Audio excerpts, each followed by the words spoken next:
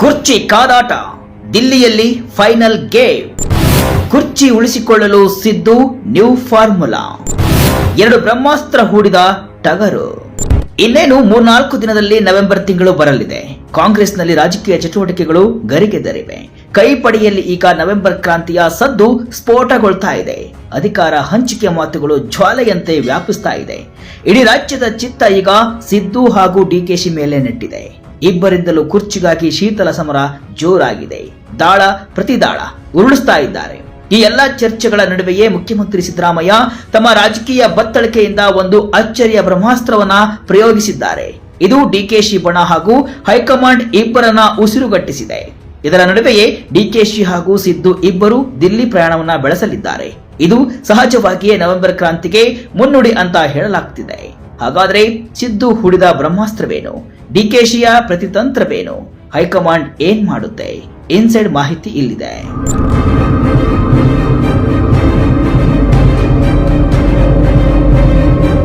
S, ರಾಜ್ಯದ ಚಿತ್ತ ಈಗ ನವೆಂಬರ್ ತಿಂಗಳ ಮೇಲೆ ನೆಟ್ಟಿದೆ.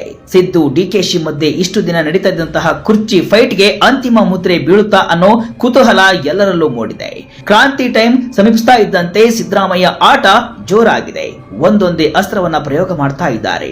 ಈಗ ಸಿದ್ದರಾಮಯ್ಯ ಅವರು ನಾನೇ 5 ವರ್ಷ ಸಿಎಂ, 2028ರಲ್ಲೂ ಸ್ಪರ್ಧೆಗೆ ಒತ್ತಡವಿದೆ ಎಂಬ 2 ಮಹತ್ವದ ಹೇಳಿಕೆಗಳ ಮೂಲಕ ಇಡೀ ಕಾಂಗ್ರೆಸ್ ಪಾಳ್ಯದಲ್ಲಿ ಸಂಚಲನವನ್ನ ಸೃಷ್ಟಿಸಿದ್ದಾರೆ. ಹಾಗಾದ್ರೆ ಸಿಎಂ ಸಿದ್ದರಾಮಯ್ಯ ಅವರ ಈ ಮಾತುಗಳ ಹಿಂದಿನ ಅಸಲಿ ಲೆಕ್ಕಾಚಾರವೇನು?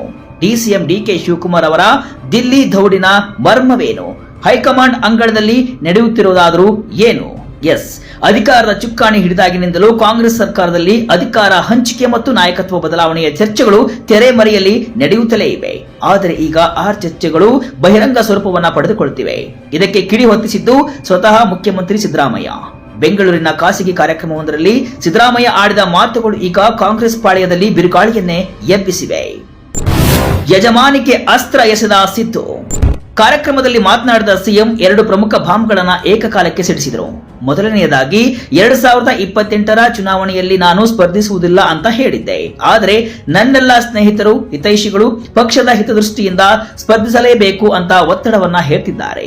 ಆದರೆ ನಾನಿನ್ನೂ ಆ ಬಗ್ಗೆ ಅಂತಿಮ ನಿರ್ಧಾರ ಕೈಗೊಂಡಿಲ್ಲ ಅಂತ ಹೇಳುವ ಮೂಲಕ ತಮ್ಮ ರಾಜಕೀಯ ನಿವೃತ್ತಿಯ ಮಾತಿಗೆ ಸದ್ಯಕ್ಕೆ ತೆರೆ ಎಳೆದರು. ಇದು ತಮ್ಮ ನಂತರದ ನಾಯಕತ್ವದ ಬಗ್ಗೆ ಚರ್ಚೆ ಮಾಡ್ತಿದ್ದವರಿಗೆ ನೀಡಿದ ಸ್ಪಷ್ಟ ಸಂದೇಶವಾಗಿತ್ತು.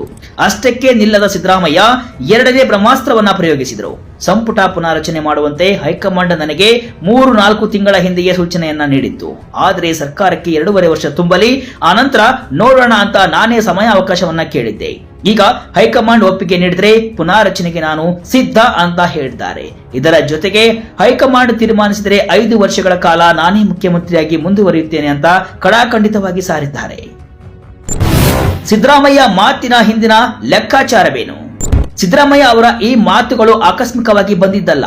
ಇದರ ಹಿಂದೆ ಒಂದು ದೊಡ್ಡ ರಾಜಕೀಯ ಲೆಕ್ಕಾಚಾರವೇ ಅಡಗಿದೆ.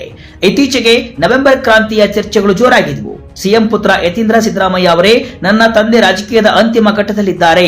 ಅವರ ನಂತರ ಸೈದ್ಧಾಂತಿಕವಾಗಿ ಸತೀಶ್ ಜಾರಕಿಹೊಳಿ ಅವರೇ ಸೂಕ್ತ ನಾಯಕ ಅಂತ ಹೇಳುವ ಮೂಲಕ ಉತ್ತರಾಧಿಕಾರದ ಚರ್ಚೆಗೆ ತುಪ್ಪವನ್ನ ಸುರಿದಿದ್ರು. ಈ ಎಲ್ಲಾ ಬೆಳವಣಿಗೆಗಳ ಹಿನ್ನೆಲೆಯಲ್ಲಿ ಪಕ್ಷದ ಮೇಲಿನ ಹಿಡಿತ ಮತ್ತು ತಮ್ಮ ಯಜಮಾನಿಕೆಯನ್ನ ಬಿಟ್ಟುಕೊಡಲು ಸಿದ್ಧವಿಲ್ಲ ಎಂಬುದನ್ನ ಸಿದ್ದರಾಮಯ್ಯ ಈ ಹೇಳಿಕೆಗಳ ಮೂಲಕ ಸ್ಪಷ್ಟಪಡಿಸಿದ್ದಾರೆ ಎನ್ನುತ್ತಿವೆ ಕಾಂಗ್ರೆಸ್ ಮೂಲಗಳು. ಅಷ್ಟೇ ಅಲ್ಲ, ಸಂಪುಟ ಪುನಾರಚನೆಯ ವಿಷಯವನ್ನ ತಾವೇ ಪ್ರಸ್ತಾಪಿಸುವ ಮೂಲಕ ಸಿದ್ದರಾಮಯ್ಯ ಆಟದ ನಿಯಮಗಳನ್ನ ತಾವೇ ನಿರ್ಧರಿಸುತ್ತಿರುವುದಾಗಿ ಬಿಂಬಿಸಿದ್ದಾರೆ. ಈ ಪುನಾರಚನೆಯ ಸಂದರ್ಭದಲ್ಲಿ ಹೊಸದೊಂದು ಫಾರ್ಮುಲಾ ಕೂಡ ತೆರೆಯ ಮೇಲೆ ಬರ್ತಾ ಇದೆ. ಸಿದ್ದರಾಮಯ್ಯ ಹೊಸ ಫಾರ್ಮುಲಾ. ಹೌದು, ಸಿದ್ದರಾಮಯ್ಯ ಈಗ ಕುರ್ಚಿ ಉಳಿಸಿಕೊಳ್ಳಲು ಹೊಸ ಫಾರ್ಮುಲಾವನ್ನ ಈಗ ಹೈಕಮಾಂಡ್ ಅಂಗಳಕ್ಕೆ ಎಸೆಯಲು ಅಣಿಯಾಗಿದ್ದಾರೆ. ಅದುವೇ 2 ಹೊಸ ಡಿಸಿಎಂ ಹುದ್ದೆ ಸೃಷ್ಟಿ. ಒಬ್ಬ ದಲಿತ, ಒಬ್ಬ ಮುಸ್ಲಿಂ ಸಮುದಾಯಕ್ಕೆ ಅವಕಾಶವನ್ನ ನೀಡೋದು, ಇನ್ನೊಂದು ಲಿಂಗಾಯತ ನಾಯಕರಿಗೆ ಕೆಪಿಸಿಸಿ ಅಧ್ಯಕ್ಷ ಸ್ಥಾನ ಕಟ್ಟೋದು. ಎಸ್, ಪ್ರಸ್ತುತ ಡಿಕೆ ಶಿವಕುಮಾರ್ ಒಬ್ಬರೇ ಉಪಮುಖ್ಯಮಂತ್ರಿಯಾಗಿದ್ದಾರೆ. ಈಗ ಹೊಸದಾಗಿ 2 ಡಿಸಿಎಂಗಳನ್ನ ನೇಮಿಸಿ ಆ ಮೂಲಕ ಡಿಕೆಶಿ ಅವರ ಅಧಿಕಾರಕ್ಕೆ ಕಡಿವಾಣ ಹಾಕುವ ತಂತ್ರ ಇದಾಗಿದೆ ಎಂಬ ಮಾತುಗಳು ಕೇಳಿ ಬರ್ತಿವೆ. ಜೊತೆಗೆ ಕೆಪಿಸಿಸಿ ಅಧ್ಯಕ್ಷ ಸ್ಥಾನವನ್ನ ಲಿಂಗಾಯತ ಸಮುದಾಯದ ಪ್ರಭಾವಿ ನಾಯಕರಿಗೆ ನೀಡಿ ಆ ಮೂಲಕ ಜಾತಿ ಸಮೀಕರಣವನ್ನ ತಮ್ಮ ಅನುಕೂಲಕ್ಕೆ ತಕ್ಕಂತೆ ಬಳಸಿಕೊಳ್ಳುವ ಯೋಜನೆ ಇದಾಗಿದೆ ಅಂತ ಹೇಳಲಾಗ್ತಿದೆ. ಈ ಹಿಂದೆ ಹೆಚ್ಚುವರಿ ಡಿಸಿಎಂ ಸ್ಥಾನದ ಬೇಡಿಕೆಯನ್ನ ಹೈಕಮಾಂಡ್ ತಿರಸ್ಕರಿಸಿತ್ತು. ಆದರೆ ಈಗ ಸಿದ್ದರಾಮಯ್ಯ ಅವರೇ ಈ ದಾಳ ಉಳಿಸಿರುವುದರಿಂದ ಹೈಕಮಾಂಡ್ ಇದಕ್ಕೆ ಒಪ್ಪಿಗೆ ನೀಡ್ತಾ ಇದೆಯಾ ಎಂಬುದು $1 ಮಿಲಿಯನ್ ಪ್ರಶ್ನೆ. ಸಿದ್ದು ಮಾತಿಗೆ ಡಿಕೆಶಿ ಹೇಳಿದ್ದೇನು? ಪ್ರತ್ಯೇಕವಾಗಿ ದೆಹಲಿಗೆ ದಂಡಯಾತ್ರೆ.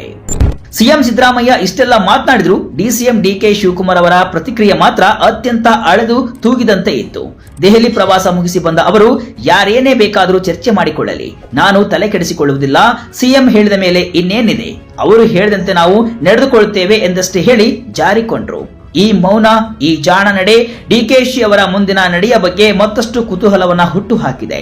ಈ ರಾಜಕೀಯ ಚದುರಂಗದಾಟದ ಅಸಲಿ ಆಟ ಈಗ ದೆಹಲಿಯ ಅಂಗಳಕ್ಕೆ ಶಿಫ್ಟ್ ಆಗಿದೆ. ನವೆಂಬರ್ ತಿಂಗಳಲ್ಲೇ ಇಬ್ಬರು ನಾಯಕರು ಪ್ರತ್ಯೇಕವಾಗಿ ದೆಹಲಿ ಯಾತ್ರೆಯನ್ನ ಕೈಗೊಂಡಿರುವುದು ನವೆಂಬರ್ ಕ್ರಾಂತಿಯ ಊಹಾಪೋಹಗಳಿಗೆ ಇನ್ನಷ್ಟು ಪುಷ್ಟಿ ನೀಡಿದೆ. ಈಗಾಗಲೇ ಒಮ್ಮೆ ದೆಹಲಿಗೆ ಹೋಗಿ ಬಂದಿರುವ ಡಿಕೆ ಶಿವಕುಮಾರ್ ನವೆಂಬರ್ 11ರಂದು ಮತ್ತೊಮ್ಮೆ ದೆಹಲಿಗೆ ತೆರಳುವ ಸಾಧ್ಯತೆ ಇದೆ. ಅಲ್ಲಿ ಅವರು ಹೈಕಮಾಂಡ್ ನಾಯಕರನ್ನ ಭೇಟಿಯಾಗಿ ರಾಜ್ಯದ ರಾಜಕೀಯ ವಿದ್ಯಮಾನಗಳು, ನಾಯಕತ್ವ ಬದಲಾವಣೆ ಹಾಗೂ ತಮ್ಮ ನಿಲುವನ್ನ ಸ್ಪಷ್ಟಪಡಿಸುವ ಸಾಧ್ಯತೆ ಇದೆ. ಇತ್ತ ಡಿಕೆಶಿ ದೆಹಲಿ ಪ್ರವಾಸದ ಬೆನ್ನಲ್ಲೇ ನವೆಂಬರ್ 14 ಅಥವಾ 15ರಂದು ಸಿಎಂ ಸಿದ್ದರಾಮಯ್ಯ ಕೂಡ ದೆಹಲಿಗೆ ಪ್ರಯಾಣವನ್ನ ಬೆಳೆಸಲಿದ್ದಾರೆ. ಹಿರಿಯ ನಾಯಕ ಕಪಿಲ್ ಸಿಬಲ್ ಅವರ ಪುಸ್ತಕ ಬಿಡುಗಡೆ ಕಾರ್ಯಕ್ರಮದಲ್ಲಿ ಭಾಗವಹಿಸುವುದು ಅಧಿಕೃತ ಕಾರಣವಾದರೂ ಅವರು ಬರೋಬ್ಬರಿ 3 ದಿನಗಳ ಕಾಲ ದೆಹಲಿಯಲ್ಲಿಯೇ ಉಳಿದುಕೊಳ್ಳಲಿದ್ದಾರೆ. ಈ 3 ದಿನಗಳ ಅವಧಿಯಲ್ಲಿ ಅವರು ಹೈಕಮಾಂಡ್ ವರಿಷ್ಠರೊಂದಿಗೆ ಮಹತ್ವದ ಮಾತುಕತೆ ನಡೆಸಲಿದ್ದಾರೆ. ಸಂಪುಟ ಪುನಾರಚನೆ, ಹೊಸ ಡಿಸಿಎಂ ಫಾರ್ಮುಲಾ ಮತ್ತು ತಮ್ಮ ನಾಯಕತ್ವದ ಬಗ್ಗೆ ಸ್ಪಷ್ಟ ಭರವಸೆ ಪಡೆಯುವ ಪ್ರಯತ್ನವನ್ನ ಅವರು ಮಾಡಲಿದ್ದಾರೆ ಅಂತ ಉನ್ನತ ಮೂಲಗಳು ತಿಳಿಸಿವೆ. ಒಟ್ನಲ್ಲಿ ಒಂದೇ ವಾರದಲ್ಲಿ ರಾಜ್ಯದ ಇಬ್ಬರು ಅಗ್ರ ನಾಯಕರು ಪ್ರತ್ಯೇಕವಾಗಿ ದೆಹಲಿಗೆ ದೌಡಾಯಿಸುತ್ತಿರುವುದು ಸಾಮಾನ್ಯ ಬೆಳವಣಿಗೆ ಅಂತೂ ಅಲ್ವೇ ಅಲ್ಲ.